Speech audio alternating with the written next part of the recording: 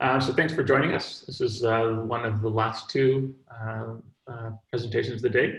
Alex Huth is joining us for the second year in a row. Alex is assistant professor of neuroscience and computer science at UT Austin. He does interesting stuff working with both brain imaging data and language models, and I'm guessing he'll tell you a lot about one or both of those. So I'll just let him take it away. Thanks for being here. Awesome. Thanks, Tal. Hey, folks. I'm really glad to be here with you all today. I'm sorry we couldn't be doing this in person in Seattle. That would have been fun, but so it goes. So yeah, as Tal said, yeah, I'm an assistant professor at UT Austin, where I've been for 3 years, I guess. Starting at my lab, working on sort of computational approaches to modeling how the brain processes language in particular. So what I'm going to be talking to y'all about today is some methods and how they can be applied to modeling brain activity. So before we jump into the excuse me, actual tutorial content, I'm just going to run a brief couple slides by you to give you a sense of what we're doing here. And what the goal of these analyses goals are. If you have any questions, I will try to monitor the Q&A as we go. If I miss something, I hope someone will alert me somehow. Maybe Tal will do that, or via Slack. Yeah, I'll yell. Don't worry. Yeah. Perfect. Okay, so one of the main sort of questions that I'm interested in addressing is this very big one that's not answerable in any kind of reasonable way, which is just how do our brains understand language? How do we take the sounds that are coming in and turn those into maybe some kind of model of the world state that another person is communicating to us, or how do we just extract information from the words that are coming in? And more than that, like, how is this information represented in the brain? Which parts of the brain are maybe involved in representing different kinds of information that you might hear in language?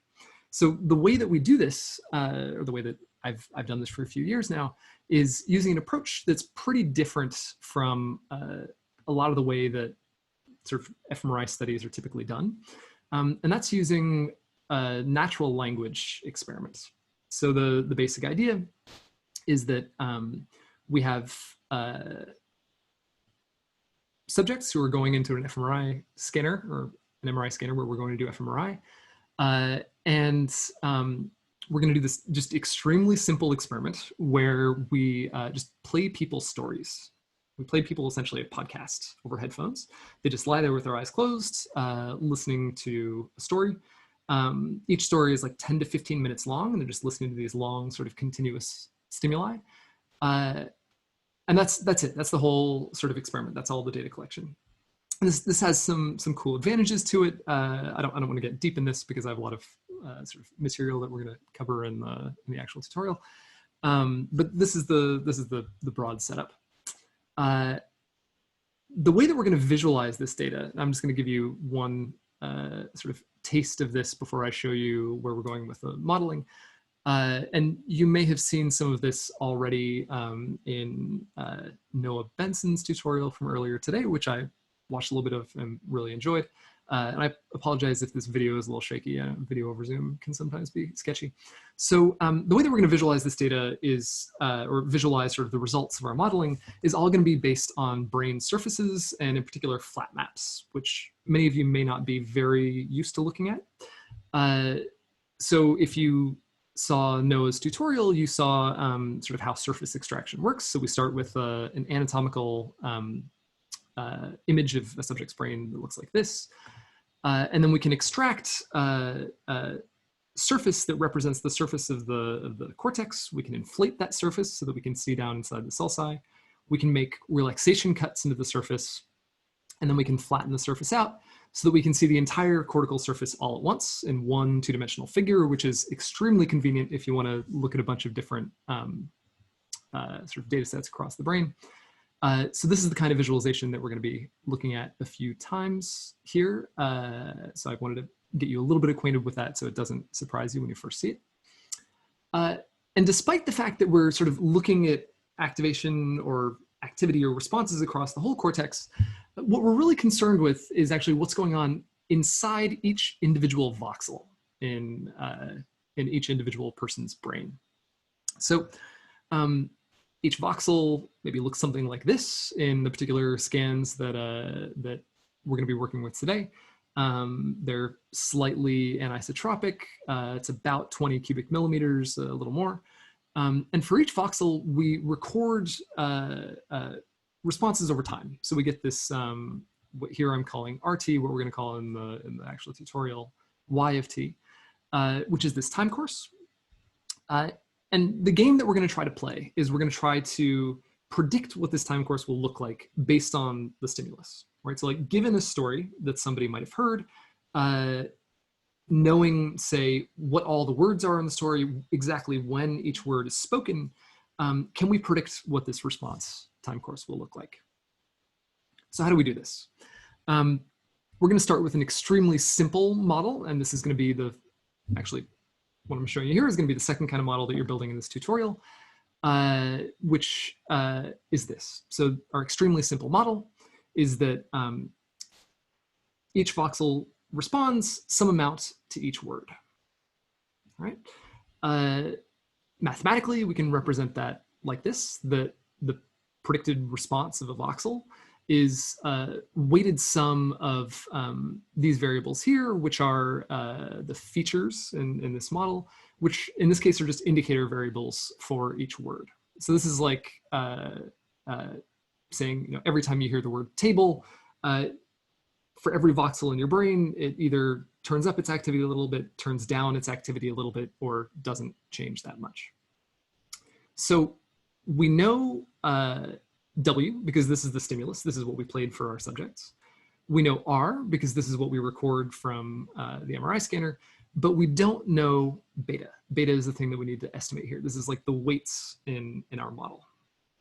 So we're going to get deeply into how we actually estimate these weights in a couple minutes, but this is the sort of basic set of a model that we might fit. So when we fit this model, what we're going to do next is we're going to test how well it can predict new data. All right, so we're going to take the model that we fit, we're going to take a new data set that the model was not fit on, and then we're going to try to predict what the responses would look like in that data set. And then we're going to compute the correlation between our actual and predicted responses. We're going to use this as a measure of how good our model is. It's how good are we at predicting new stuff. All right. So what you see here is a map showing which voxels we can predict well using, using this kind of model, where we have an independent feature for each word. We're just sort of predicting the responses, this weighted sum across words. All right. Each voxel here is colored according to the correlation between its predicted and actual responses. And you can see that we do a decent job at predicting a fair number of voxels here, especially in prefrontal cortex and in the sort of temporal parieto-occipital cortex. And it's also fairly bilateral. We can predict both sides of the brain quite well. But this model, it kind of stinks. It's not the best we can do. And it turns out we can do a lot better using this fancy technique that's going to be kind of the focus of what we talk about today, called Tikhonov regression. So the way that we can think about that sort of at a high level is like this. So instead of this basic model that just predicted that, you know, each voxel will respond some amount to each word, we're going to use this improved model, where we're going to inject sort of some prior information, some prior knowledge about the fact that words can have similar meanings or different meanings, right? So in this improved model, the sort of basic supposition is that we'll see similar responses to words with similar meanings. So for example, and in the this is just an example showing 9 words. You'll play with a lot more in a little bit. Words like month, week, and hour, maybe we think have a more related meanings to each other than to other words. Similar for park, building, and location, or woman, boy, and child. Okay, so in this improved model, we would guess that if a voxel responds a lot to the word week, for example, then we think it would also respond to a lot to the words month and hour, because they also refer to spans of time. So if you have some part of the brain that responds a lot when you're hearing someone talk about sort of durations of time, then it would make sense to make this kind of supposition, right? Okay, so the way that this information is actually going to sort of get injected into our model is via this mechanism called Tikhonov regression, which, as I said, is something that we're going to cover in depth. This is a Bayesian way of formulating it. I'm not going to talk about this now. We'll talk about this in a few minutes. The upshot is that this model works much better than a model that assumes that sort of every word is independent. It turns out that that by injecting this prior information that words can be related, we're much better able to predict responses to news stories than we were before with our simple model. And then we can use the fact that like this model that incorporates word meaning is a much better, a much more effective model of the brain activity to make some inferences, like, for instance, that that these brain areas that are much better explained when we incorporate information about word meaning than when we didn't, maybe these brain areas are processing something related to word meaning, or the responses in those areas are related to word meaning and not to other properties of the words. So that's the kind of inference that I want to make here. So in today's tutorial, we're going to do it in kind of 3 parts. The first part is pretty basic. We're just going to ask sort of big picture questions. What is regression? How does it work? And regression is the process of like finding the weights for these models. We're going to get pretty deep in the theory of that and then actually fit some regression models to some brain data. In the second part, we're going to do regularized regression, which you'll realize quickly how important that is. In particular, we're going to do a flavor of regularized regression called ridge regression. And then in part 3, we're going to finally incorporate this, this fancier Tikhonov regularization, which gives us more control over which weights we think should be similar in a model. Okay, so let's hop over to JupyterHub and do that now. So let me switch over here. And if anyone has any questions, please pop them in the Q&A. I don't know if there's anything yet that is worthy of deep questioning. Alrighty. Great. Okay, I hope y'all can see this. I just realized that asking a question is maybe not the most useful thing. We are in the, I'm open to the JupyterHub, NeuroHackademy JupyterHub here. I'm in this curriculum / the name of this tutorial, this Wednesday Word Embeddings Huth. And I've opened up the first notebook, which is titled 1_Tikhonov_tutorial. So if you're following along, that's what you should do too. And just a quick note, I posted this in the Slack as well, which let me just make sure that I can see that. If for any reason you can't access the JupyterHub or something like this, or you want to come back to this later, the material is available with all the other NeuroHack material. I also put it here on GitHub, and I posted a link on the Slack. This includes all the data.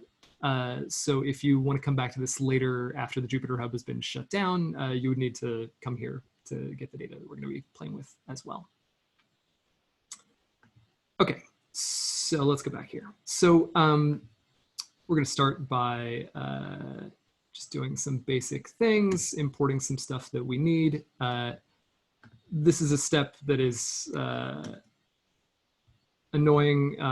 I actually am not sure. This is fixing a bug that might already be fixed elsewhere, but let's do that for now. Okay, so actually, before I get deep in this, I want to talk a little bit about how I structured these tutorial notebooks. There's quite a bit of math written out here. I wanted to lay it out so that the theory is quite clear and the sort of mathematical steps that we're taking are reasonably explicit. I'm not going to talk through all of that because that would take much longer than we have time for, but it's here for you to reference if you're interested in that, and we're going to kind of hit the key points as we go. So in this first part, let's just talk about regression a little bit. So what is regression? Okay, someone is asking a question.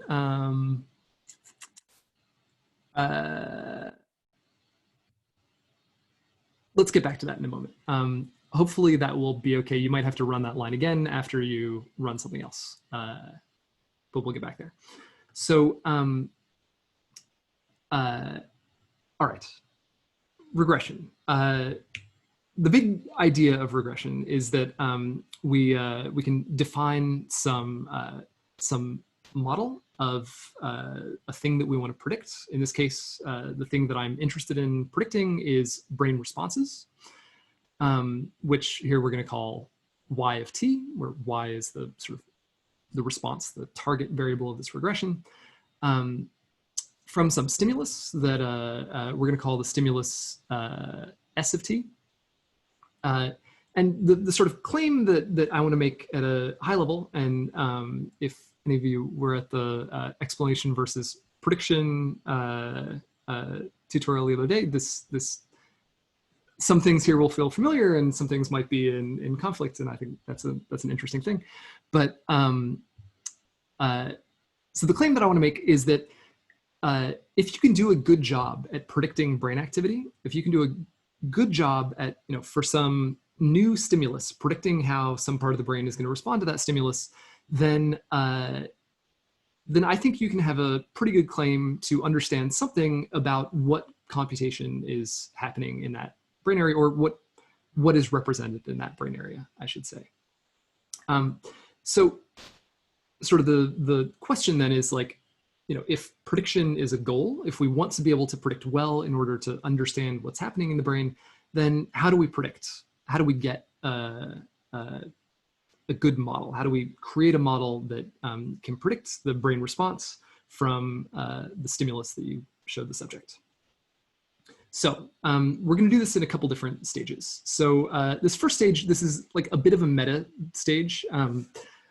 It applies more specifically to this kind of brain imaging setting. So what we're going to do first is we're going to extract features from our stimuli. All right? So for example, in the experiment that I told you about a moment ago, I had subjects listening to stories, right? So the stimuli would really be just like the audio of a story that the person is listening to. The features that we're going to extract and the features that we're going to work with are actually indicator variables that show which words were present at each moment in the story, right? So we're going to have, say, one indicator variable for the word house. And every time somebody says house in a story, that variable is going to be 1. And every time they're not saying house, that variable is going to be 0. All right, so that's what we're going to call x of t. That's the features that we extract from the stimuli that are s of t. And I'm going to use p to denote the number of features that we've extracted. And of course, there are different kinds of features that we can extract that yields different numbers p, and that's going to affect a lot of things in the end, but yeah. Okay, so now that we have some features that we've extracted, we can define a model. And what I mean by defining a model is kind of this slide that I threw up a few minutes ago. It's, for example, saying I can predict my response y from a weighted combination of the features in x.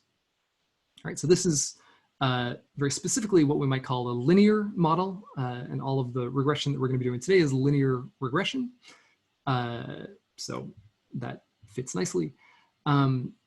The model that we're going to be working with for all of today looks something like this. It's that we have a y of t, and it's going to be a weighted sum, where we're taking the sum from I equals 1 to p of each of our features, that's xi of t, times some weight, beta I, plus some noise. So there's some epsilon that's like the part of y that we don't understand or we can't predict from x, or that we think is noise for some reasonable reason that we will come back to in the second part of this. Mijin asks, how do you decide which features to extract? That's a great question. And that kind of gets down to what kind of scientific questions you want to ask. There are a lot of cases when we might compare models where we extract different kinds of features, which can be a very useful thing. What we're going to be doing today is actually like using the same features in 3 different ways. But yeah, so I'm happy to discuss that more later if you want to talk about that more, Mijin. But we're just going to be sticking with like this one particular feature definition today. Okay, so we've defined this model. It looks like this. We have our response y, our features x, our weights beta, which are unknown, and our noise epsilon, which is also unknown. It's something that we don't know what it looks like. Instead of expressing things as this sort of, using the summation notation, we're going to be doing everything as linear algebra today. So we can represent this summation like this, where here x of t is now a vector of length p, much like beta is a vector of length p. So this dot product x times beta is the same as this sum right here. It's a weighted sum of the things in x weighted by the values beta. We can go a step further. So here we still have this index t that is over time. These are the different features that, the different data points that we've recorded. We can stack together all the y's that we have into a big vector matrix that we're going to call big Y, and we can stack together all these x's into a big matrix called x, big X. Now y here is going to be a t by 1 matrix vector of brain responses, and x is going to be a t by p matrix of features. All right. Epsilon is also going to be a vector of the same size as y, and then we can express this whole thing across all time and across all the features as this relation right here, y equals x beta plus epsilon. All right. Let's see, Virgil has a question. I'll get back to that in a few minutes when we hit the actual brain data here.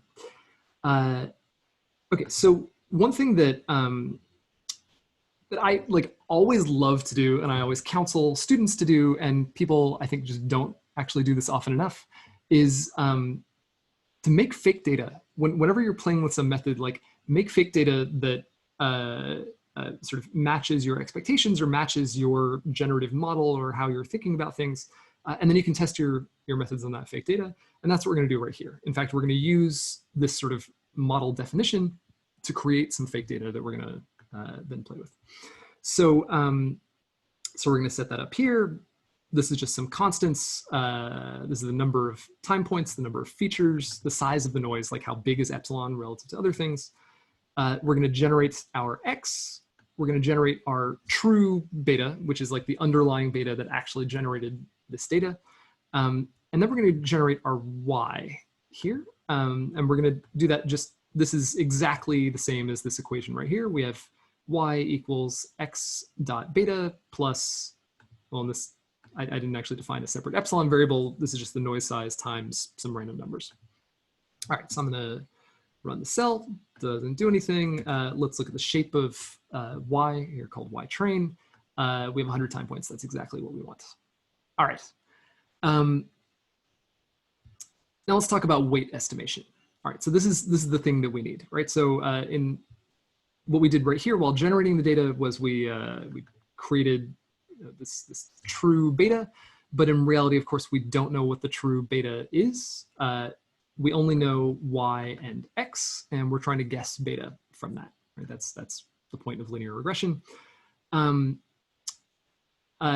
This gets quite deep into the nitty gritty. This is actually like deriving the sort of basic linear regression expression. Let's hit some high points. Our goal is to find the beta that would make a good model for predicting y. To get this, we can sort of first define a loss function, which is, for any given values of beta, how bad is this model, right? Or how much total error does this model have? The typical thing to use is called squared error loss. This is used for really two reasons. One, it's very tractable, it's very easy to work with. And two, it actually sort of reflects assumptions of Gaussianity underlying this. It assumes that errors, specifically that the epsilon, the noise, is distributed like a Gaussian random variable, which is actually a fairly good assumption in a lot of cases because Gaussian distributions are very common in nature thanks to the central limit theorem. Right, so we have this loss function that it's the squared error. It's just the sum of the squares of the actual data minus the prediction, minus XD beta. All right, so there's a bunch of math here that goes through, given this loss function, what is the best possible beta, right? Like what is the beta that minimizes this loss function? We get that by actually differentiating the loss function with respect to beta and then finding where does that derivative equal 0. And that gives us, we do some linear algebra to figure this out. And that gives us this nice solution right here. This beta equals this quantity x transpose x inverse times x transpose y. This is very, fairly well known. This is just the ordinary least squares sort of regression equation.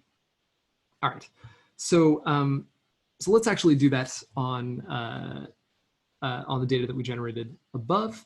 So here I just literally kind of transcribed this expression, taking the inverse of x transpose dot x, dotting that with x transpose, and then dotting that with y. And this is going to give us this thing called beta estimate 1. Here we're printing this beta estimate and the true values of the beta. You can see that it's not exactly correct. It's not exactly the right numbers, but of course it's reasonably close. You can see the pattern is right. If one value is high, the other value tends to be high, etc. Virgil asks a question: why do you use squared error loss instead of cross-validated mean square error? So this sum of squared error and mean squared error are interchangeable, like minimizing one minimizes the other. And we will, in fact, talk about cross-validation right here next. What's on minute? Yeah. Okay, so here we did a little regression. We estimated some betas, and we compared them to the true betas. And we can see that they're maybe kind of similar. But of course, in reality, we don't have the true betas. We don't know what the true betas look like. We don't know how to sort of evaluate how good this model is. Here's where we're going to do some cross-validation, which is a really key concept, and I think is strangely foreign to a lot of neuroscience, where it's like absolutely the sort of most important concept in machine learning in a lot of ways. So in the beginning of the next module here, we're going to talk about actually overfitting, which is that the error on your training set, essentially how big your loss function actually is when you're done doing regression. That doesn't tell you anything. That really doesn't tell you much that's useful. The best way to test a model, pretty much always, is to try to predict new data that you didn't use to actually fit your weights, do your regression. So that's what we're going to do here. And now this is the cross-validated error. So we're going to generate 25 new time points. Here I'm just creating a random new X and then generating our new Y. That shouldn't print anything. Then you might ask, like, how do we evaluate our model? There are lots of ways. Mean squared error is a perfectly fine one. We're going to use correlation for this because I think it has some nice properties. It's invariant to model scaling, which is a little bit arbitrary in some of these models. It doesn't make a huge difference in terms of the models you fit.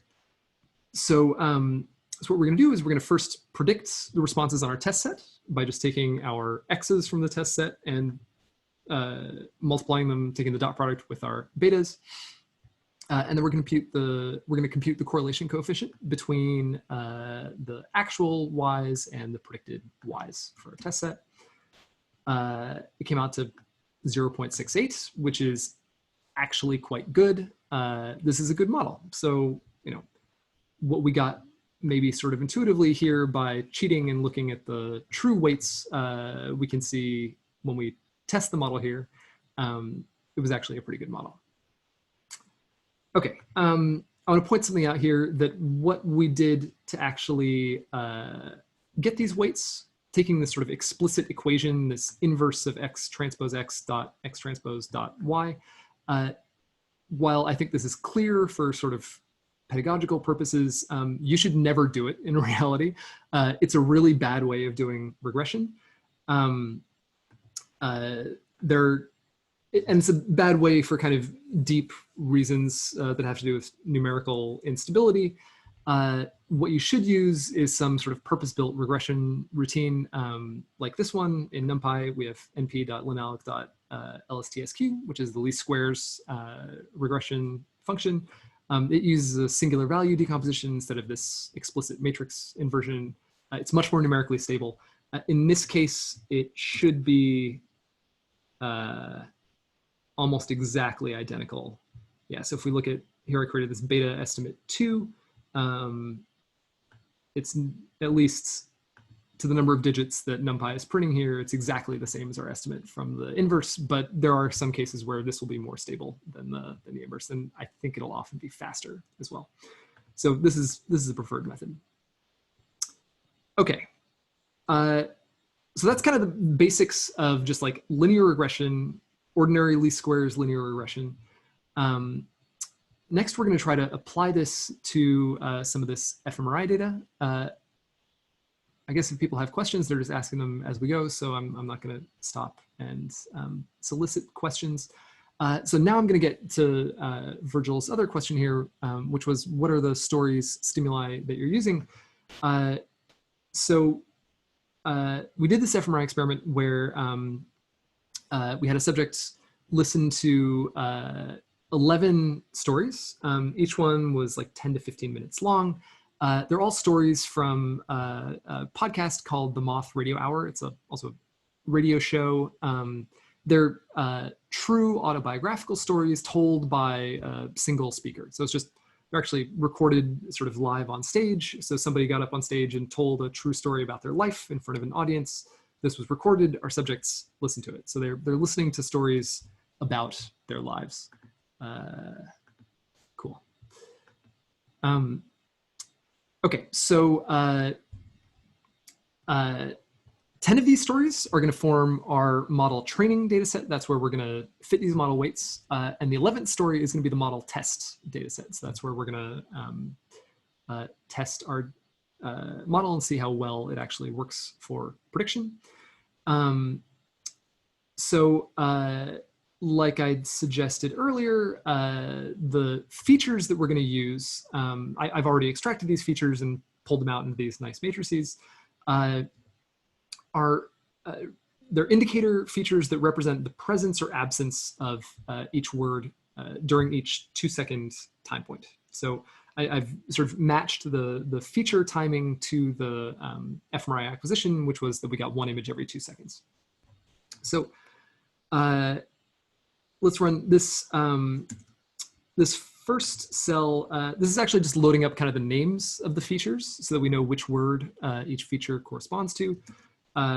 just presenting what these are. I guess there's an empty string in here, and then it's just a bunch of words like for, hanging, incredibly, June, and expletives. It's a good word. Now we're going to load the feature matrices. So these were actually stored as sparse matrices because if they were stored as dense matrices, they would be hundreds of megabytes, but as sparse matrices are just a few kilobytes because most of the features are 0 for most time. For most time points, most words don't occur. So running this cell is going to actually load up these sparse matrices and then convert them back into dense matrices. Let's look at the shapes of these two things. So we have these two matrices now, the training features and the test features.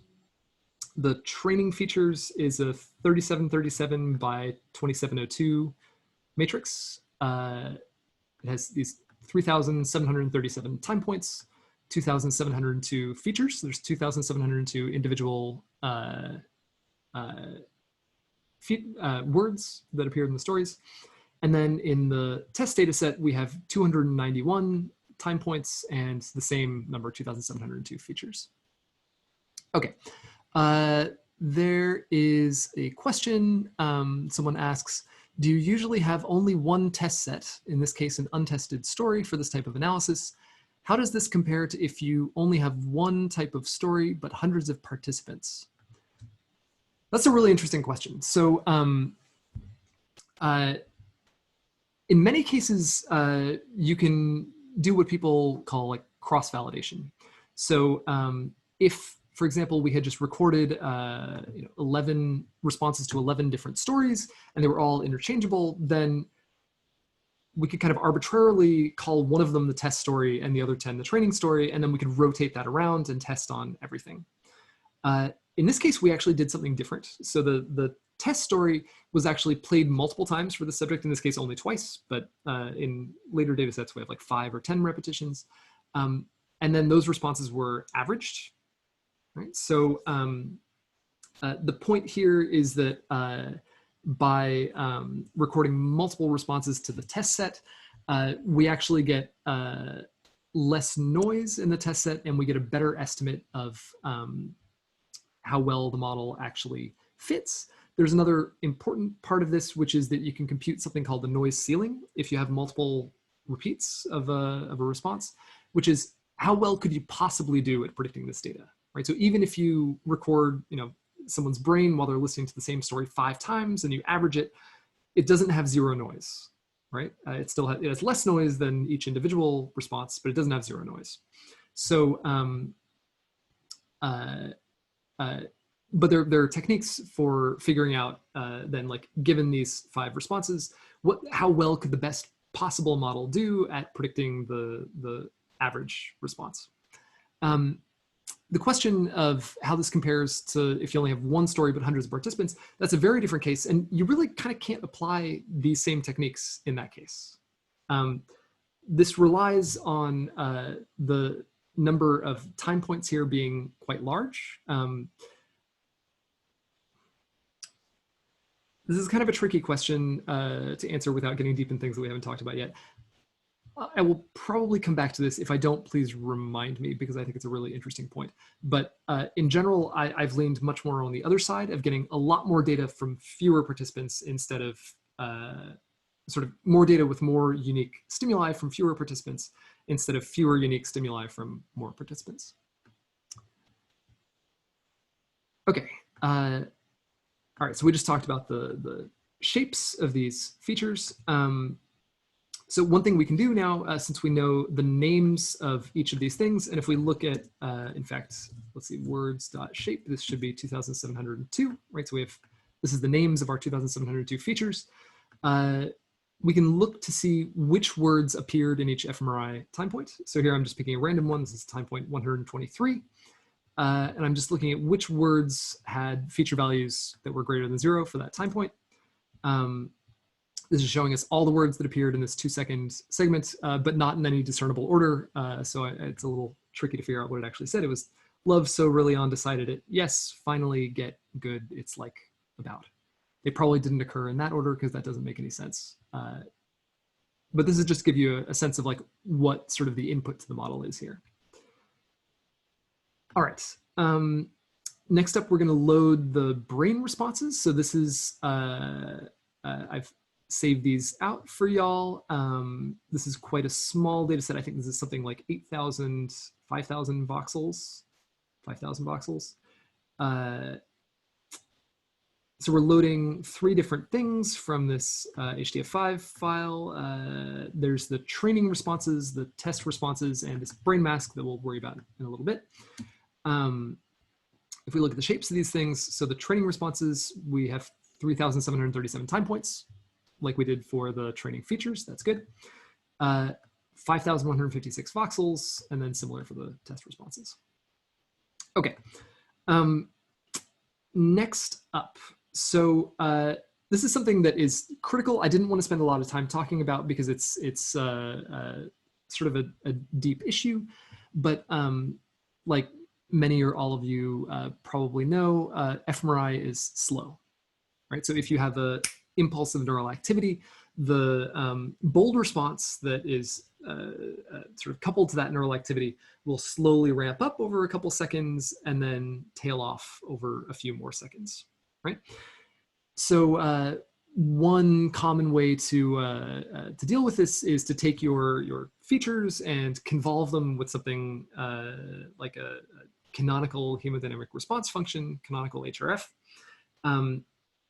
That's fine when you're building separate models for each voxel and you actually have a lot of data from each voxel.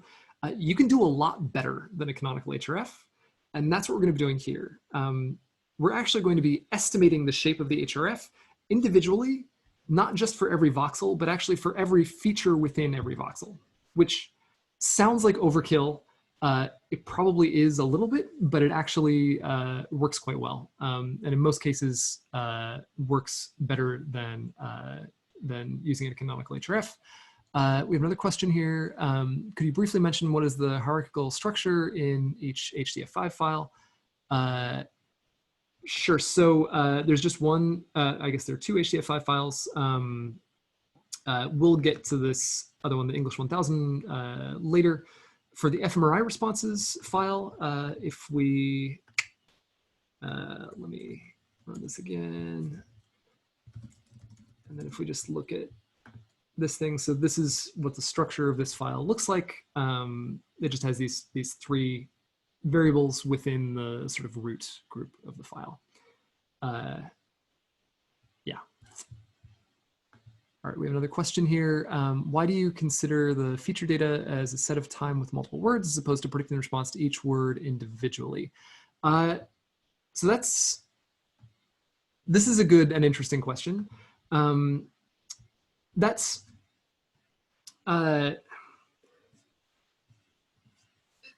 Functionally, there's no difference. That is, really, we could think of what we're doing as that, as like predicting response to each word individually, because of the low temporal resolution of fMRI. So we're recording the brain response every 2 seconds. That's even probably slight overkill for, recording faster certainly helps in many ways, but bold, like real functional bold responses don't really change much faster than like, a TR of like 2.5, 2 seconds-ish, something like that. So we could do that where we sort of represent each word as an individual time point and then maybe resample the fMRI data to match that.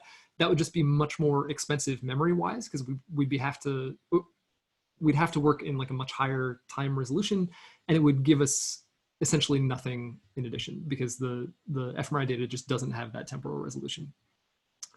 I hope that answers that question. Okay, right, so let's go through this HRF estimation thing. What is actually, I'll explain what's happening here once we start fitting the model because that's going to take a few moments. We create these new sets of features, and then in this step right here, we're actually fitting the regression model. So we're just putting in the training features, the training response into this np.linalg.least square function. This is going to take maybe 30 seconds to run, so I'll give you a moment to talk about the HRF estimation procedure. So like I said, we're actually estimating the HRF for each feature in each voxel. The way that we can do that is we're actually just taking the feature matrix and concatenating it with itself, but shifted by some number of time points. Okay, so what we're doing here is we're actually taking 4 copies of this stimulus matrix, shifting them by 1 TR, 2 TRs, 3 TRs, and 4 TRs, and then concatenating them all together. That's why what we have here is now this new feature matrix that has 4 times as many features as before. It has 10,808 features with still the same number of time points. That's 3737. So now each one of these features, instead of just representing the presence of some word at some time point, it actually represents the presence of some word at some lag, right? So one feature will represent the presence of, say, the word expletives 1 TR ago. A different feature will represent the presence of the word expletives 2 TRs ago, a different one 3 TRs ago, and a different one 4 TRs ago. And because we estimate all those weights, when you put all those together, you actually are in effect estimating the HRF for this voxel. All right. In fact, for that feature in that voxel. This is usually called a finite impulse response model, which is something you might recognize if you've taken like a linear systems course before, or FIR model. Okay, we're still waiting for this one. Take a moment. Is there any more questions? Happy to take them.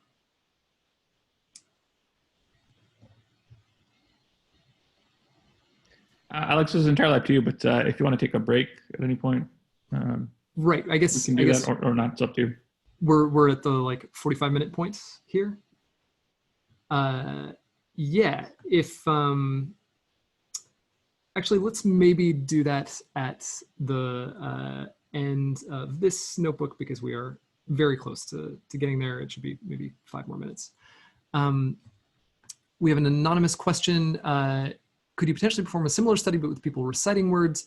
Absolutely. That would be really interesting. I have a coworker who has actually been running that kind of study recently, and I think that's the results could be really interesting. What we've seen at a basic level is actually that the results are pretty similar, that the same parts of the brain respond to more or less the same words when you're speaking them or hearing them, which means it probably has something to do with meaning again, but yeah. All right, then we have another question from Samantha. Why don't you multiply, in this case, it would just be X by a canonical HRF rather than predicting the HRF for each voxel. So in this case, where we have a lot of data per voxel,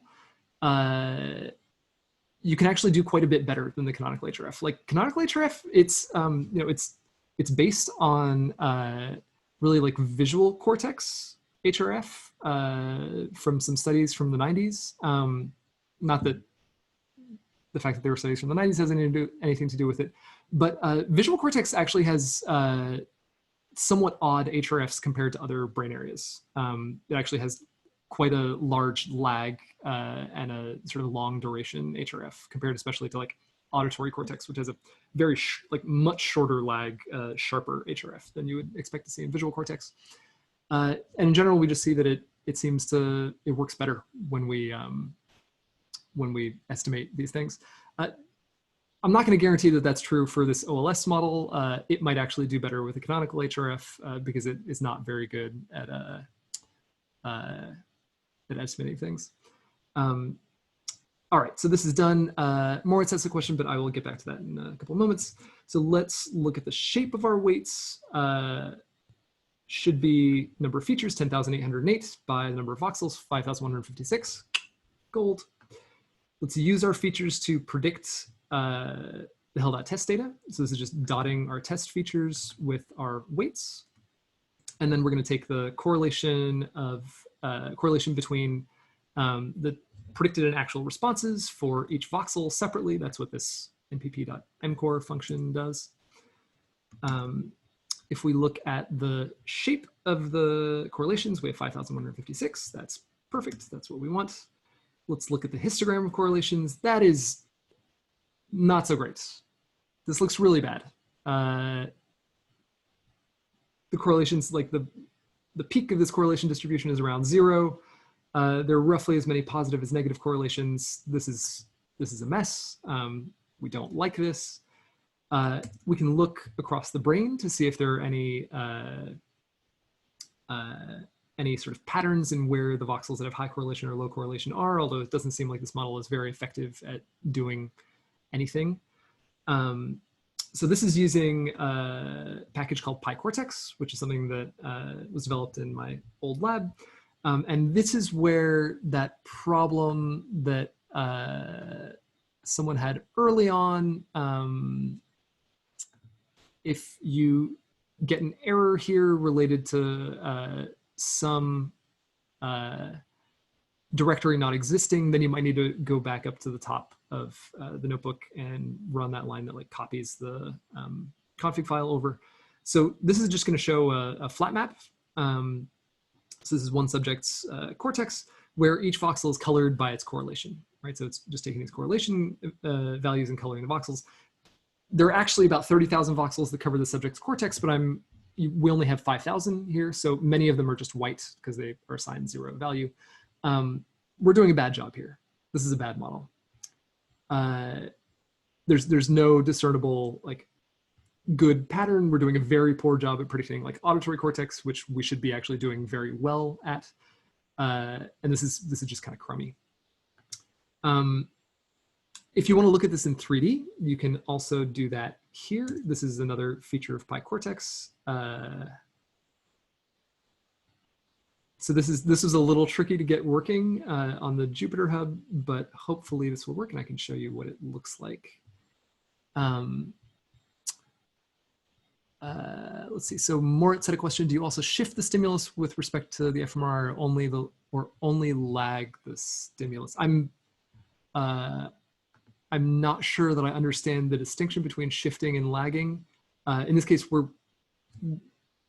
I would consider those the same thing. We're using 4 different shifts. So the 4 different stimuli will predict one response, and it's the stimuli from these sort of 4 previous time points.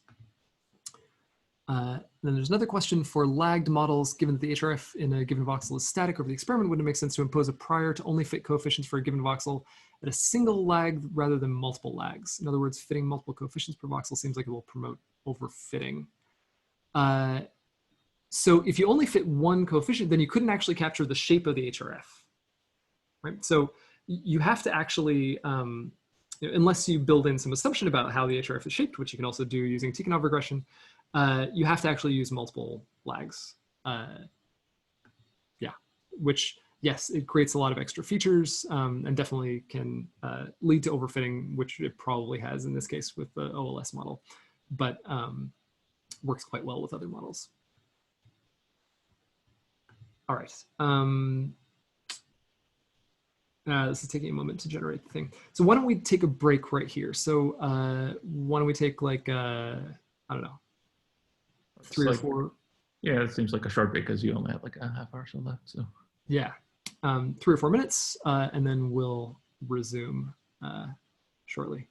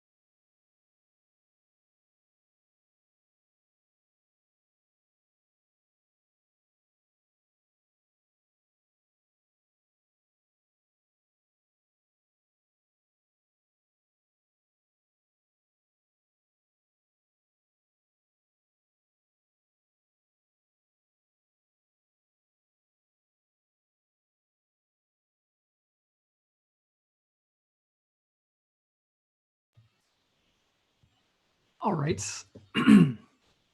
Apologies for the very short break, but yeah, I want to pick this up so we can jam through this. I may have created more content than there was time for. So it goes. So real quick, the last thing I want to do on this notebook is look at the 3D viewer. So if you click the link that says click here to open the viewer, after running that cell, it should hopefully open up this other tab where you'll be able to see the subject's brain in 3D, showing the same data that we saw on the flat map. So here we can also open the controls to, for example, unfold the surface. So we can go to an inflated or to a flat surface, and then just use the mouse to scroll around, see what's going on. It was a lot of fun. Okay, let's get back to the actual models. So, all right, now I'm going to switch to the second notebook here, where we're going to kick things up a notch with a better type of regression, one that actually works reasonably well. Let's just run this first cell again. So there are many ways to think about what the problem is with ordinary least squares. Regression, it overfits is a sort of common way to describe it. Another way to think of overfitting is that it makes the error exactly as small as possible, which is not actually what you want. In reality, you might know that the error is much bigger than what your model is telling you the error is, sort of in your training data set. And in those cases, we don't actually want the model to perfectly minimize the error. We want the model to do less than that. We want it to sort of be less confident than that. So to illustrate this, I created this small cautionary tale. So you can load up the data here. It's in an MPZ file. This is structured sort of similarly to our test data before. We have a X train, X test, Y train, Y test, and the true betas. We have 100 time points, in this case 98 features, which is a lot of features. That makes things kind of tricky.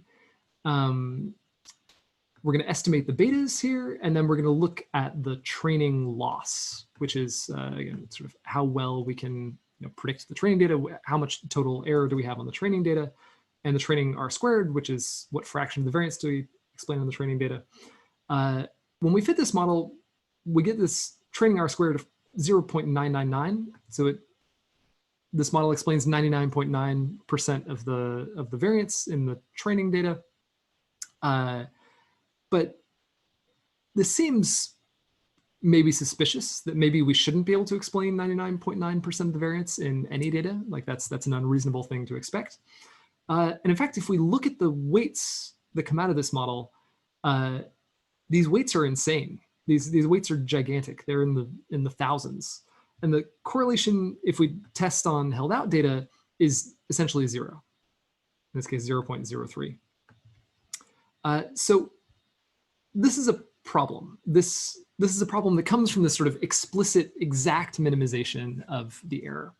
And the way we're going to solve this problem is that we're just going to not let the model get all the way to the point of minimizing error. We're going to stop it before it gets to that point by introducing an assumption that the weights should be small instead of these gigantic weights that we see here. And in fact, if you look at, let me also print the true beta true. Oops, I think what yeah. So you can see that the true beta are these reasonable, nice, small values. They're all around 0. There's none that's bigger than 2 or 3. And yet the estimated betas that we get are in the tens of thousands. So clearly the model is doing crazy things here to end up with these gigantic numbers. Okay, so the idea is going to be, let's just squeeze the betas. Let's make them smaller. Let's force them to be smaller so that they look more like these things that we might expect to see. And maybe that'll just make the model work better in general. This is called there are several methods for doing this. The one that we're going to talk about right now is called ridge regression, which is a special case of Tikhonov regression, which we'll talk about more in a moment. Ridge regression, a basic way to think about it is that in our loss function, this was our squared error loss, instead of just looking at the squared error, we're going to add something to the loss function called a penalty term, which is going to be the sum of the squared weights multiplied by some factor lambda, which is going to be called the ridge coefficient. This is going to have the effect of, if you're trying to exactly minimize the error, but that gives you gigantic crazy weights, the model won't do that, right? Because it won't be able to generate these gigantic crazy weights because gigantic crazy weights will be too expensive, right? They'll offset the maybe small improvements that you get in loss from making the weights huge. I guess don't have all the math here deriving the solution, but if you have this setup where you penalize the sum of the squared weights, there's still a simple sort of closed form analytic solution for what the weights should be in terms of x, y, and now also lambda, which is our ridge coefficient. It looks like this, where we have x transpose x, now plus lambda I, the quantity inverse, times x transpose y. This looks a lot like the OLS solution. The only real difference is that we have this plus lambda I inside the inverse here. So let's try this out for this data from the cautionary tale above, where things work so poorly. I'm just picking a random lambda here, the value 10 happens to work well. And then I'm just going to use, again, this explicit expression right here, which is not something you should ever do in practice. You should use a real ridge regression package, which always uses singular value decompositions on the back end. That's the right thing to do. This is numerically unstable, but it's simple and clear. We can estimate the betas like that. Let's just look at what the weights look like. So here is, let's look at the bottom first. So these are the true betas. Again, they're around 0, nothing bigger than 2.5 or minus 2.8 maybe.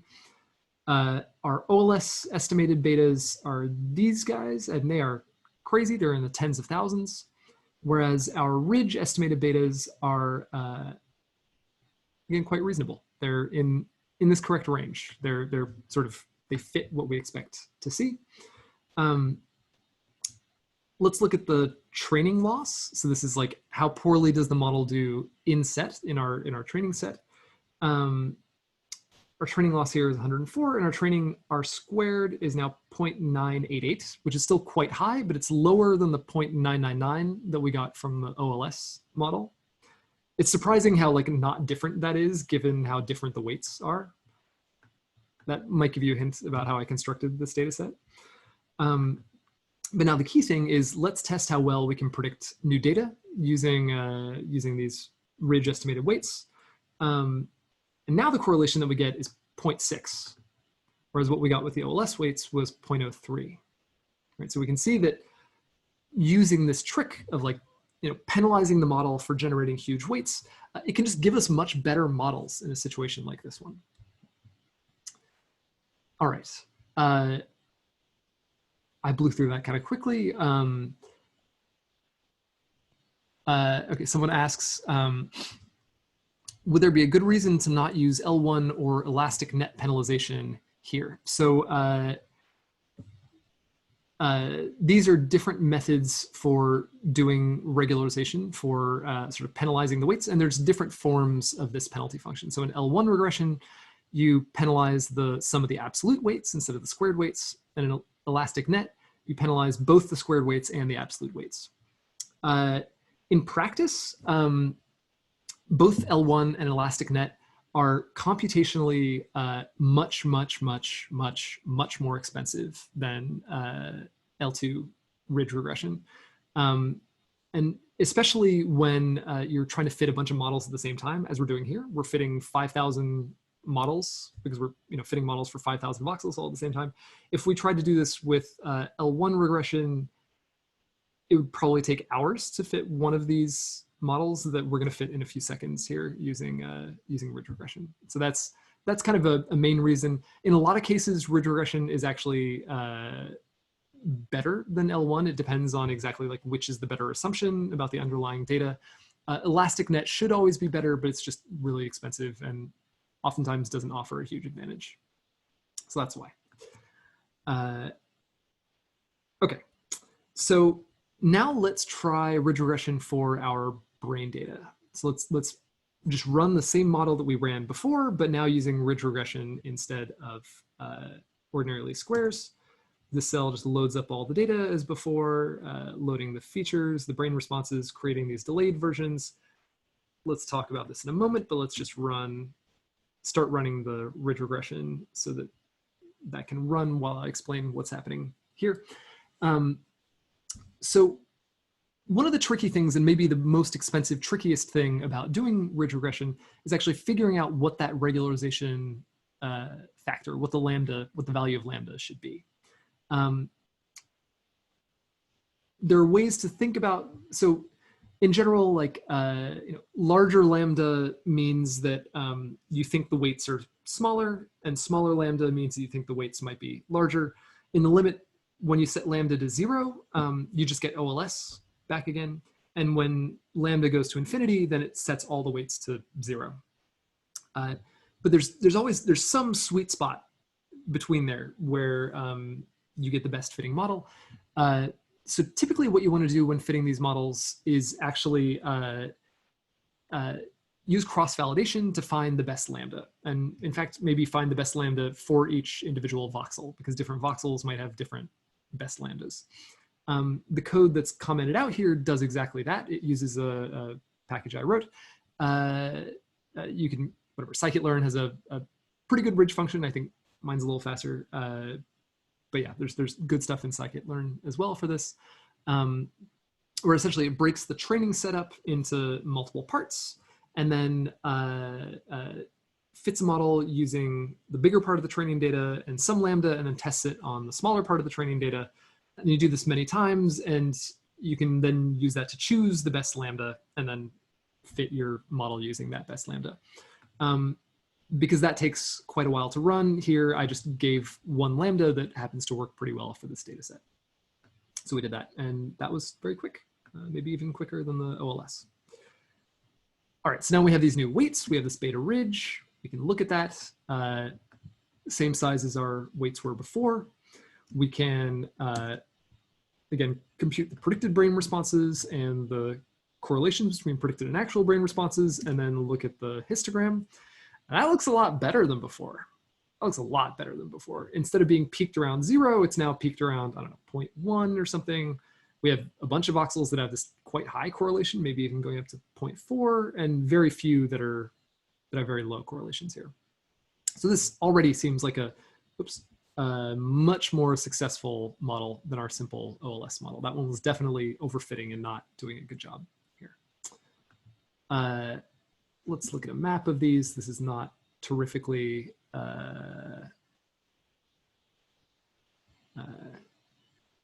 maybe enlightening. Okay, there's a question.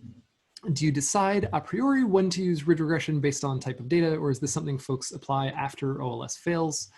What are the primary applications in terms of types of data / models for ridge regression? So this is a good question. In practice, what I think people tend to do is maybe at early stages of model prototyping, you might test different regression methods, like OLS.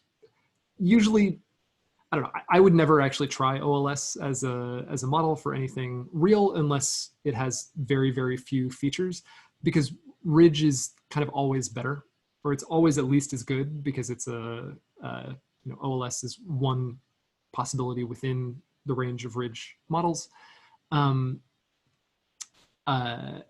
Yeah, so I think the right answer is kind of like test things out on some preliminary or like held out data to figure out what kind of models you want to use, or what kind of models are best for your data set. Whether like, ridge or typically like L1 lasso sparse regression is the best answer, that kind of depends on the structure, the sort of true structure of the weights, which is hard to know ahead of time. So it's sometimes best to just test those things as well. Yeah, I don't know if that's a very satisfying answer. I apologize. Test a bunch of things out and see what works best without cheating and reusing your test data a bunch of times is really the best answer. Okay, so here's a map of our correlations using this new ridge model. This is pretty good, right? This is much better. We don't have any negative correlations really, or we have a couple somewhere. We're doing a decently good job at predicting a lot of parts of cortex here, or the parts that we have voxels for. This is looking pretty solid. So this is actually the same as the first model that I showed you at the beginning. This is the same as this model that, like, it still has, you know, a separate sort of feature for each word. It doesn't know the relationships between words yet. It just is doing a better job at estimating the weights for each word. Let's skip this 3D part here. You're welcome to do that if you want to. There's a lot of math right here that I'm going to summarize quite briefly. So the idea is, you know, so the way that I explained ridge regression to you here from the beginning was as penalizing large values of the weights, right? The thing that ridge regression is trying to minimize is not just the error, it's not just the loss, it's the loss plus this penalty function, right? So another way that you might have heard ridge regression described, if you've heard about this in a class before, is as having a Gaussian prior on the weights, or generally like a prior distribution or a prior belief about the weights. And the point of this sort of derivation here is that these two are exactly equivalent. These are exactly mathematically equivalent ways of describing what ridge regression is doing, but I think they're kind of interesting in terms of like how different they are when you say them out loud. One is that you penalize the model for having big weights, and the other view says, like, you come in with a prior belief that the weights should be small. In fact, you define an exact distribution and you say, I think the weights should come from this distribution.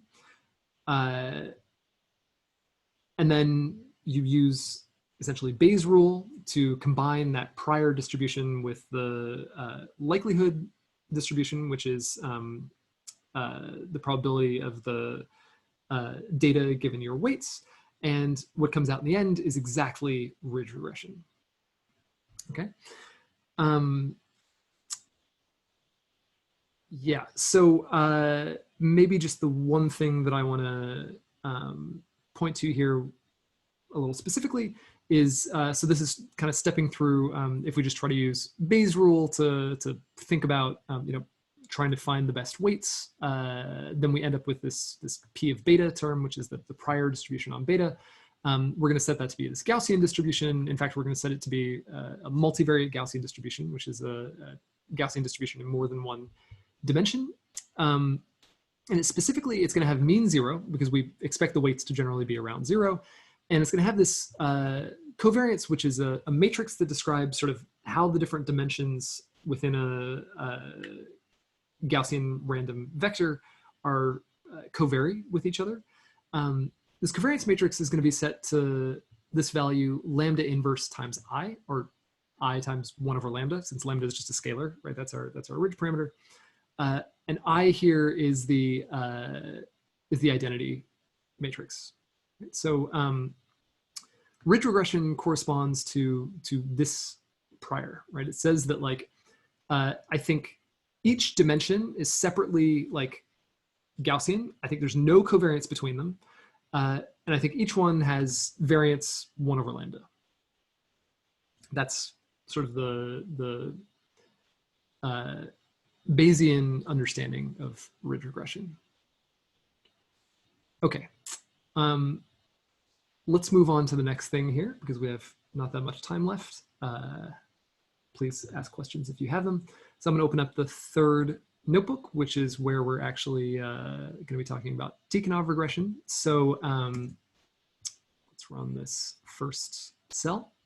So the way I want to introduce Tikhonov regression here is by starting with this kind of weird idea that, what if we just, you know, let's go back to our sort of toy problem, and what if we just modify one of the features in our data set? We're just going to take one of the features, this like x1, and we're going to divide it by 10. Okay. What effect is that going to have? Like what's going to happen to the weights that we fit and the model that we get out in the end? First, we're going to do this with OLS. So I guess first this is just setting up the problem. This is using exactly the same setup that we used in the first notebook, generating fake x, y, and then estimating beta using x and y and this normal OLS method. Now what we do here is we're going to create this modified x where we're dividing the first feature by 10. So we're just making the first feature 10 times smaller. And then we're going to refit the weights using, using this new modified x. All right.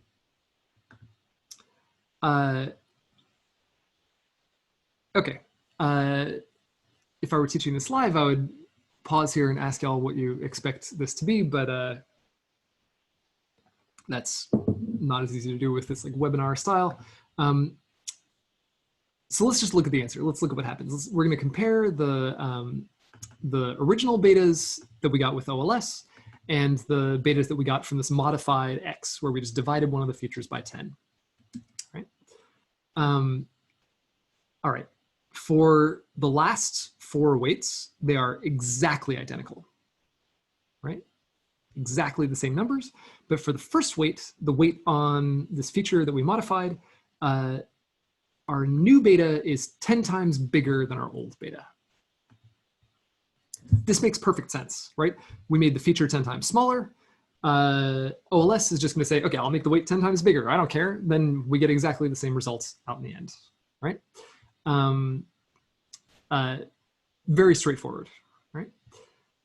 But now, what happens if we do the same thing with ridge regression? Okay, we're going to just make one of the features 10 times smaller. We're going to divide it by 10. And then we're going to find the weights using ridge regression. Here I'm doing it for both the original data and the modified data using just some fixed lambda value. All right, now let's compare these. So here are the weights with the original beta, with the original x that was unmodified, and here are the weights with the x that was modified. So first thing I want you to notice, this first weight, instead of being different by a factor of 10, it's different by a factor of a lot less than 10, right? This kind of makes sense. You know, ridge regression is not able to sort of offset, you know, OLS just said, I'll make this weight 10 times bigger. Ridge, it pays a penalty for that, right? In order to make something 10 times bigger, it has to, you know, that costs something. So it didn't make it quite 10 times bigger. But the weirder thing here is that you might notice that the other weights are different too, right? So changing this one feature, it actually affected all these other weights. Like they all move around a little bit. So what the heck is this? What's going on here? So this section right here is stepping through the math of what we did in the OLS situation. One particular thing that I want to pick up on here is this idea that like what we did when we divided one of the features by 10, this is equivalent to multiplying our feature matrix X by some other matrix that I'm going to call A, where in this case A is, it's diagonal. Most of the values are 1 except for the first value, which is 0.1. So when you multiply this by X, it just divides the first feature by 10, right? In OLS, we can, you know, show that, you know, if we stick in this XA instead of X, what we end up with is that our new weights are effectively multiplied by A inverse. So that's why we found that the weight was multiplied by 10.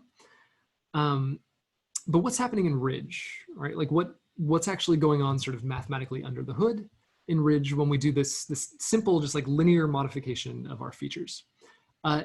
It ends up being much more complicated. And there's some deep kind of nasty math stuff going on here. Let's just skip to the end here. So this beta prime ridge, this is the weights for for the ridge regression using the modified data where we had divided one of the features by 10. This kind of looks like the OLS case because for the OLS case, we had this A inverse out in front that multiplied by something. So in this case, we still have an A inverse out in front. It's multiplied by something. But in this case, this something is not identical to the old ridge weights, right? So the old ridge weights were this. They were x dx plus lambda I inverse x transpose y. Here we have x transpose x plus lambda A transpose inverse. Whole thing inverse x transpose y. So what was an identity matrix here got replaced by this other matrix A transpose inverse. Weird, right? So what is this? Like what happened here? So the thing that we talked about at the end of the second notebook was that we can think of ridge regression as having this prior distribution on the weights. That's a Gaussian distribution with a covariance matrix that is equal to lambda inverse I. That looks a lot like actually the inverse of this term right here, which is lambda I, right? Its inverse would be lambda inverse I. So it turns out that what we've done here is actually that this new model is like having a prior on beta, where the covariance, instead of being identity, so instead of having sort of equal variance for every dimension in beta, for every value in beta, and zero covariance, now its covariance is, well, actually the inverse of this, it's going to be A transpose times lambda inverse. All right? And this is Tikhonov regression. So what we've just kind of discovered here by doing this simple manipulation, if we multiply our features by something, if we do something to modify our features before actually fitting our model using ridge regression, then what we're actually doing is this Tikhonov regularization, where we have a multivariate sort of Gaussian prior on beta, but it's no longer this identity matrix covariance. It has this arbitrary covariance. And the structure of that covariance matrix is determined by this transformation A that we applied to our original features. All right, that was a lot to throw out in a quick amount of time. Please ask questions if you have them. Okay, so this is broadly what Tikhonov regression is. It's a generalization of ridge regression, right? So ridge regression is one particular instance of Tikhonov regression. Okay, there's a question from Samantha. She asks, did you or can you speak to how you found A? In this case, we just did this sort of arbitrary manipulation, which was like divide one of the features by 10. And that corresponds to this definition of A. We're going to talk about like specifically how we define A in a moment for our brain data case. Okay, so so the way that we're going to do Tikhonov regression using ridge, it looks like this. So suppose we know our X. We want to fit a Tikhonov regression of this form, but where we have a prior, this P of beta, it's going to be a normal distribution with mean 0 and covariance lambda inverse times some matrix sigma. Right, this is our covariance matrix sigma. Number 2 here is we're going to use some method to find a matrix square root of sigma. In practical fact, we don't need to do that here, but that's fine. Given right, so we take some square root of sigma to get A, or actually A transpose, so that we have like A transpose equals sigma. Right, so this is just like some square root of this covariance matrix. Matrices tend to have large numbers of square roots. Then we fit a ridge regression model for this kind of weird transform stimulus. So we take X times A, which was the square root of our prior covariance. we fit a ridge regression model here to get this beta prime. Right, that's estimated like this. And then we multiply beta prime by a inverse to give us, we multiply beta prime by a to get the actual Tikhonov weights of beta. All right. Shoot, we have very little time left. Hey, Tal. I mean, you can, it's the last talk of the day as far as I'm concerned. You can go as long as you like, but maybe find a natural stopping point for people who want to. Okay. You can keep going if you want. Yes. So I'm going to give you maybe a short high-level overview of what's going to happen here, and then y'all are free to follow along with the rest of this or bounce now. The basic thing that we're going to do is we're going to use some extra information about the words, in fact, the meanings of the words. We're going to represent them as these word embedding vectors. And we're going to use that to define this prior covariance, where it was sigma, right? And then once we've done that, we can fit Tikhonov regression models that reflect these sort of similarities, in meaning between words, and that's going to give us much better brain models.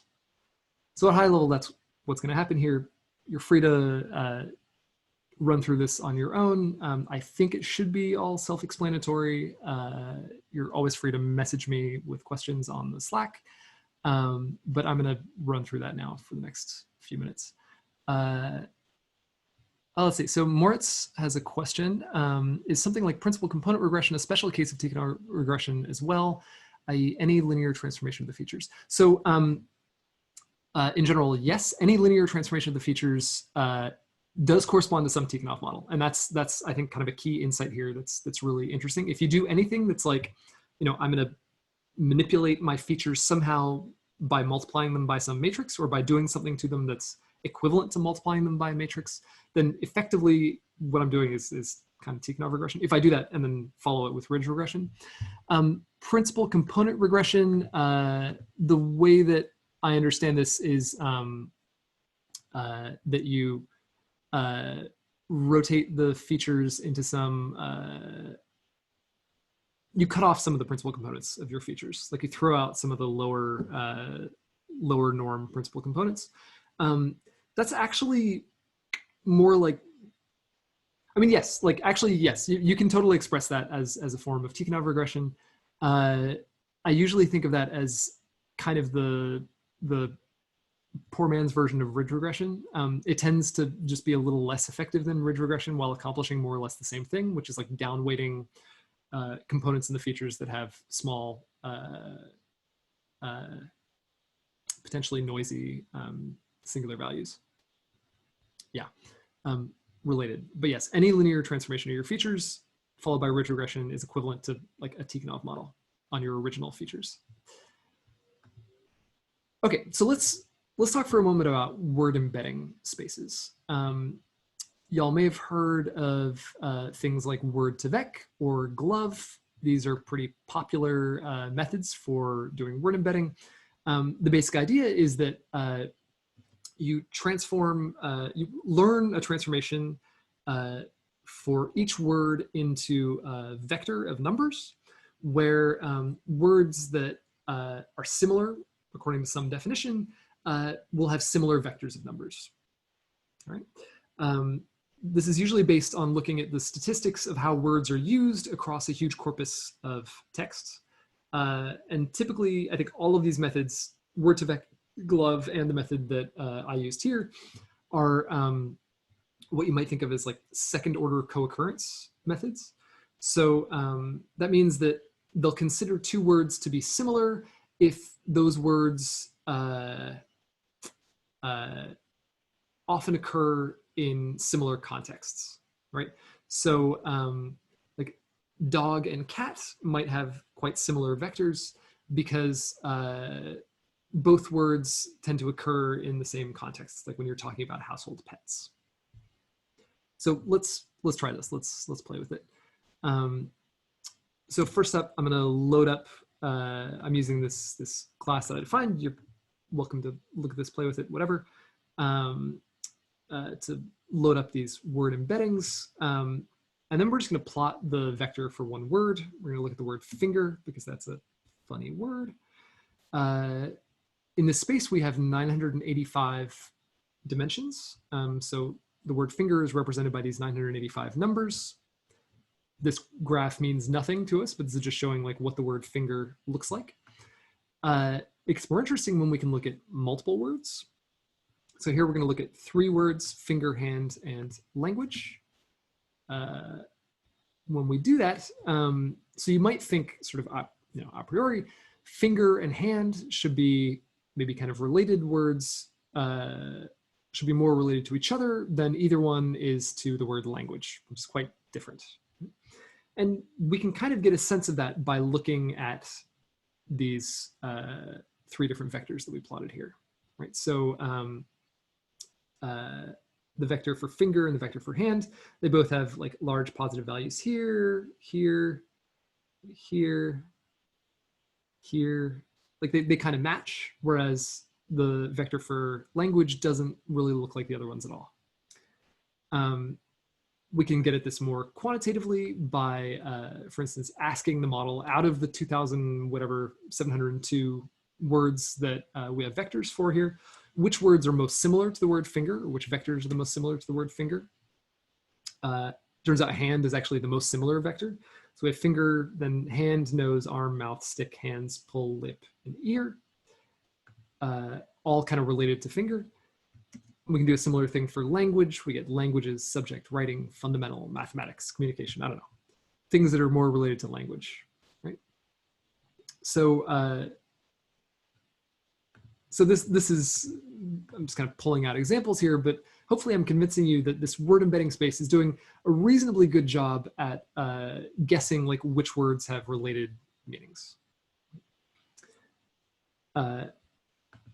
Okay, we can look at multiple words all at the same time.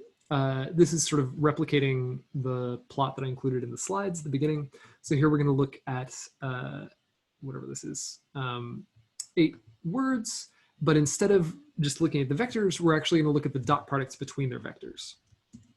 Okay, I'm plotting this using this fancy function that I kind of like. So this is showing them as a kind of covariance matrix where we have this little bivariate covariance ellipse for each of the pairs of words, where we have 4 words related to people: woman, girl, boy, man, and 4 words related to places: street, park, alley, and house. And we can see that the people words are all highly related to each other according to this model. The place words are mostly pretty related to each other according to the model, but the relationships between the 2 sets are weaker, except for house, which is more closely related to the people words. Maybe that kind of makes sense.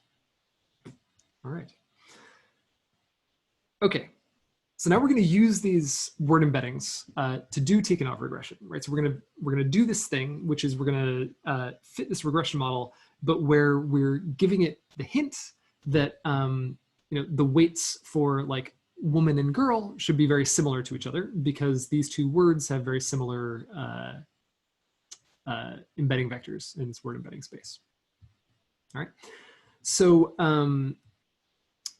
right. So actually, if the matrix of word embeddings is E, so that's, we can pull that out here. So I think we have this English 1000 object dot data. This is our matrix of word embeddings. It has 985 dimensions and 2,702 words. So this is our matrix E.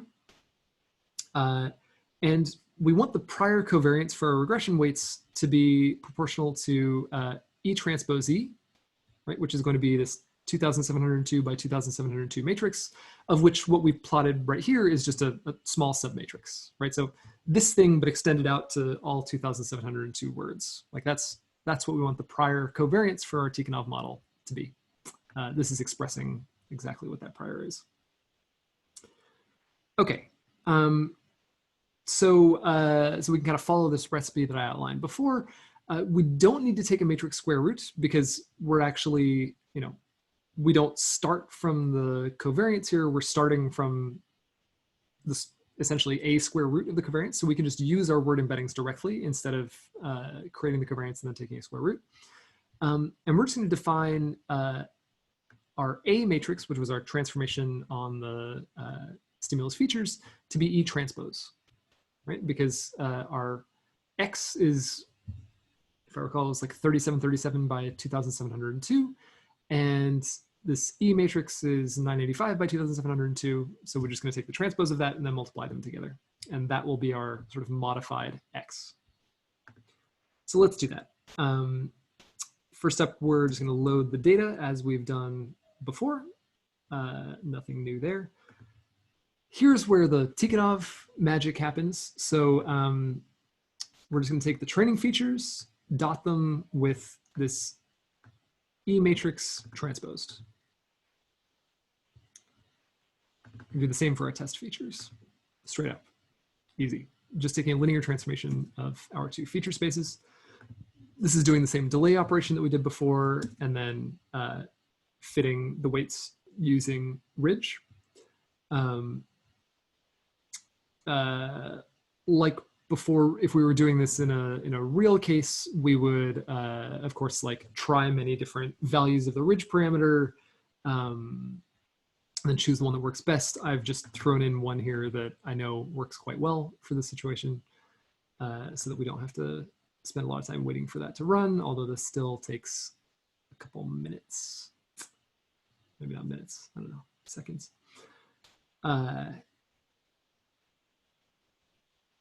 Yeah. All right, that's done. That was nice. We're going to predict our test responses and then compute correlations between predicted and actual test responses, and then look at the histogram of the correlations. Ooh, it's much better than before, right? Values are, in fact, in this case, all greater than 0, which is crazy. You should never expect to see that in reality. It's only happening here because I deliberately selected voxels for the set of 5,000 that were good for this model. Let's compare to our old models. So here I've actually saved out the correlations for the OLS and ridge models. And then here it's plotting histograms of all three. So the OLS model in blue, the ridge model in orange, and the Tikhonov model in green. And what you can see here is that this model really does a much, much better job at predicting this data than the ridge model or the OLS model. Maybe the OLS model was just overfitting, but the ridge model wasn't.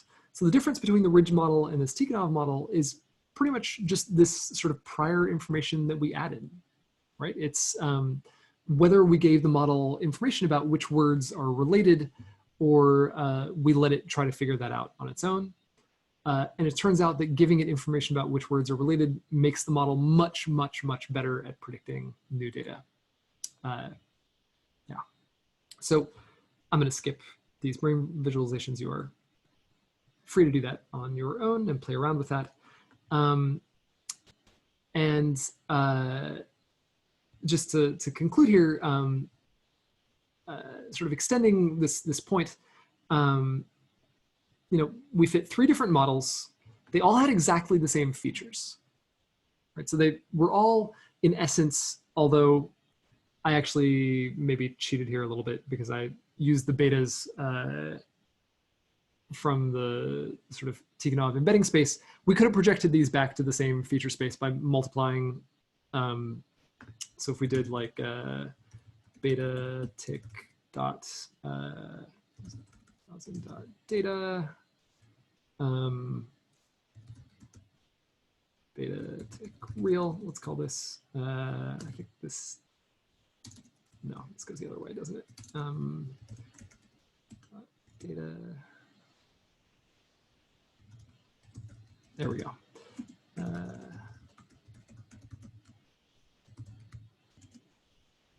Oops, nope, I screwed it up. All right, because we did the delay operation. Okay, I'm not gonna fix that right now. Anyway, we fit these 3 models that all had sort of at their core the same features, right? They're all working with these features that are like weights on words. The OLS model made essentially no assumptions about what the weights should be. The Ridge model assumed the weights were small. The Tikhonov model assumed that the weights had this specific structure that matched sort of the relationships between word embeddings that we took from the separate data.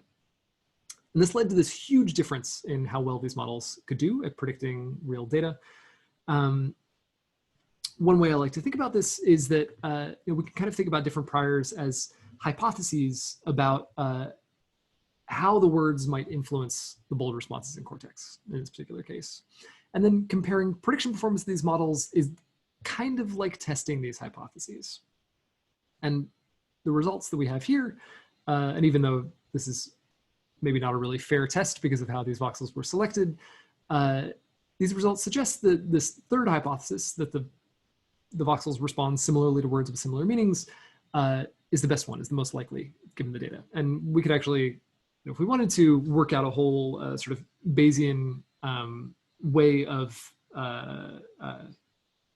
evaluating like the likelihood or the probability that this data was generated from these different hypotheses, and actually evaluate this hypothesis directly. We don't do that here. This is a little more hand waving, but this is the big idea. So if you want to know more about this, if you want to know more in particular about this Tikhonov regression sort of ideas, you should really check out, oops, that's not what I meant to do. You should check out this paper here by Anwar Nunez Elizalde and myself, called voxel-wise encoding models with non-spherical multivariate normal priors. This is where we really sort of developed these ideas and dug into them more deeply. And there's some nice things in here also related to, for example, HRF estimation, where we showed that actually what we did with FIR models here is, as many of you I think suspect, kind of suboptimal, and that but that you can actually use the Tikhonov model to do really good HRF estimation if you essentially, instead of having different delays, the same features at different delays, you can have the same features but convolved with different basis functions, and that this gives a really nice way of estimating good models and good HRFs, and that can be combined with what we did here with the sort of spatial Tikhonov prior. And then this other paper that was from me and Wendy DeHeer and some other folks at Berkeley, where we use these models to kind of map out where different words are, we think, represented in cortex.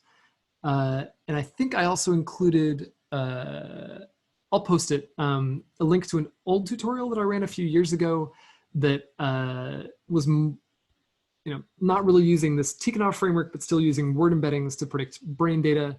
And that has actually this larger data set that I just pulled out a segment of for these purposes here. All right, so that's kind of all the content. I'll answer questions that y'all have for as long as you have questions, and then we can finish this so that everyone can go on with their lives. So Samantha asks, would you ever expect a voxel to have a correlation value significantly less than 0? It definitely happens. It's definitely possible. If sort of our model, if the way that we defined our model was correct, then that really shouldn't happen, right? Especially like significantly less than 0. But it definitely can happen. So the situations where this might happen are where the test data is drawn from a different distribution than the training data. That's one possibility. So if the brain response is kind of non-stationary. So I've seen this before when trying to fit models of like hippocampus. Actually, like hippocampus is kind of fundamentally non-stationary. Like it responds differently every time you show it a stimulus, because that's literally its purpose, is to change every time you have like information coming in. So there, we've actually found, for instance, like strong negative correlations. And there's certainly other, like many causes for this, many potential causes. If the noise is not actually Gaussian, then you would definitely expect to see like large negative correlations, sometimes just by chance. Yeah, those are just a couple of the situations. Yeah, I hope that helped answer that question. Rupa asks, how would you go about creating a word embedding space for a given field, for example, clinical terminology, or is that inadvisable and you should generally always go with an existing space? That's a great question. That's really interesting. So there are a lot of sort of like cool new methods for creating word embedding spaces. Let's see, I don't really want to get into language models. I think it would certainly, given like how easy creating a word embedding space actually is, I think that this would be a perfectly reasonable thing to do. Basically, what you need to do in order to create a word embedding space is you need a corpus of texts that you're going to use to sort of derive the word statistics from. And you need a vocabulary that you're going to define the sort of embedding vectors for. As long as you have those two things, there are great sort of existing tools for doing this. Like I think fitting word-to-vec models is reasonably straightforward and just does a good job. Yeah, you could definitely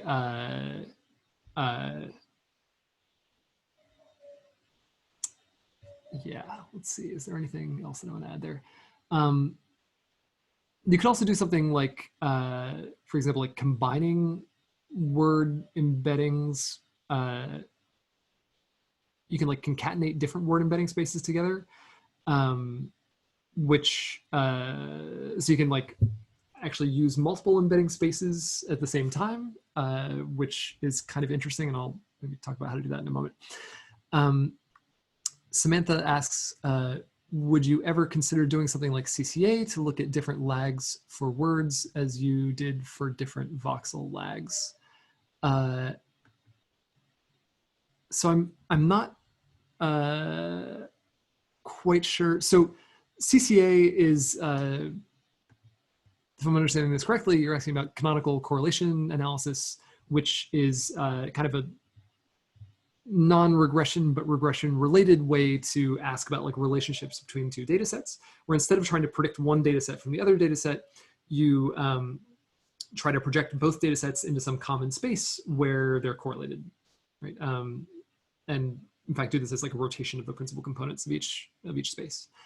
So I'm not sure how to use that to look at lags for words. We've certainly done things like with CCA and these data sets, but typically between different subjects. So we can have like brain responses from different subjects to the same stimuli, and then use CCA to find sort of a common space for those brain responses, which is it's kind of similar to shared response models, which some of you might be familiar with. You can also do encoding using this. So you could use CCA like between, say, the stimulus vectors or stimulus matrix that we defined here and the brain data. That tends to just not work as well as actually, you know, if your goal is to predict one of these sets of variables, then CCA just doesn't work as well as like fitting the regression model to just predict those variables directly. Like being explicit about it actually tends to work better, at least in what I've seen. Let me know if I answered that question satisfactorily. Then we have another question from Mijin, a bit echoing Rupa's questions above. How would you go about creating a different type of embedding space other than for semantic stimuli? For example, concept embedding space, ideally including stimuli of different modalities, visual, semantic, acoustic, et cetera. Is it even possible? This is super interesting. So let's go up here. There's one thing that I want to stress that I feel like I didn't do I should have made a more important point. So this thing that we see right here, right? This is a little bit of E transpose E, right? Which is our prior covariance matrix for these different features, right? This is the only thing that matters in terms of like how well this regression model works. The actual word embeddings that we used do not matter. There are infinitely many matrices, let's call them like F. There are infinitely many matrices we could call F, where we could take F transpose F and get out the same matrix here, this where F transpose F equals E transpose E. And using any one of those F matrices as the word embeddings here, so multiplying that F matrix by our training features here, would give us the exact same performance of these models. So what I want to stress here is that the only important thing is this thing. It's the covariances between the weights, or this like prior covariances between the weights. So I think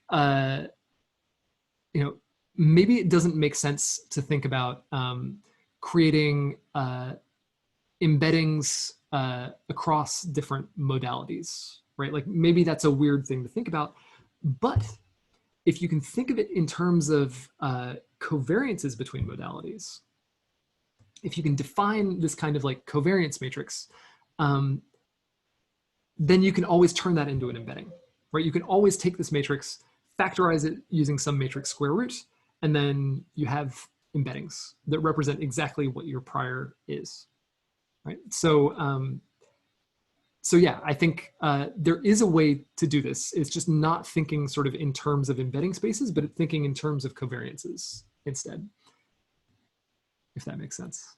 Let me know if it doesn't. All right, we have a question from Trevor, who asks, are you accounting for things like shifting emotions, pacing in the story that might also be affecting the brain? Really no here, or at least like if we are, it's pretty implicit, right? So this model, it's very simple, right? It's just like it predicts the brain response based on like which words appeared over the last few seconds. It doesn't care what order the words came in. It doesn't care, I don't know, about like what came before those few seconds or what came at the beginning of the story. It only cares about which words appeared most recently, right? So this model doesn't account for any of that. It does implicitly because the words that the storyteller would use probably change depending on the emotional content of the story. Like if you're talking about something sad, you're going to use different words than if you're talking about the happiest day of your life. So the degree to which like word choice reflects these higher level variables, then yes, this model can capture that, but it's not really built into the model. It's not an explicit part of the model. This has been a big thing that we're working on in my lab more recently, is building models that take into account sort of more context or more information and might be able to do things like this. But the models that I've showed you and talked about today like can't really do that. All right, Samantha asks, would you expect word embedding spaces to be different across people, for instance, due to different life experiences? I think that's a super interesting question. This is something I have been thinking about with my lab for a while now. Yes, I think so. So one example that I always come back to, one of the stories in the stimulus set, in actually this data that y'all have been playing with here, is a story about baseball. If you know baseball, it's a hilarious story. It's this kid. It's his like first day being a bat boy for the Yankees, and he gets sent on this like fool's errand, and like everyone is in on this joke, and it's really funny. It's a great story if you understand baseball, if you know about baseball. I've had subjects who listen to the story and then come out of the scanner and are like, that was the most boring thing I've ever heard. I've never watched baseball before. I don't know anything about baseball. It was like meant nothing to me. It was like gibberish all the way through. And so that really has led me to think that, like, yes, strongly yes, that like different life experiences would lead to like different people having sort of different similarities between words than other people, and so sort of different underlying word embedding spaces, which I think leads to some really interesting scientific directions. Yeah. Thanks for that question. We have one more question here from Moritz. Since Tikhonov regression is framed as a prior, would you also use weight information from the encoding model itself for regularization? For example, the prior that weights for voxels in regions close to each other are similar, or weights are similar across subjects? That's a cool question. So, so I've played with this a little bit, but not terribly much. There's a pretty nice paper from Tolga Chuker's group. I don't recall the name of the technique. I'll throw a link to this paper in the Slack, where they explicitly did this as a regularization. So they constrained neighboring voxels or voxels that are nearby to have similar weights. And what they found was that, like, for if you have enough data, like if you have a lot of training data, that actually doesn't help and it kind of hurts. But if you have very little training data, it can help a lot. So so that, I think that kind of fits. I don't know what I would expect. But that's kind of this anatomical spatial prior, right? That like things are kind of localized in the brain.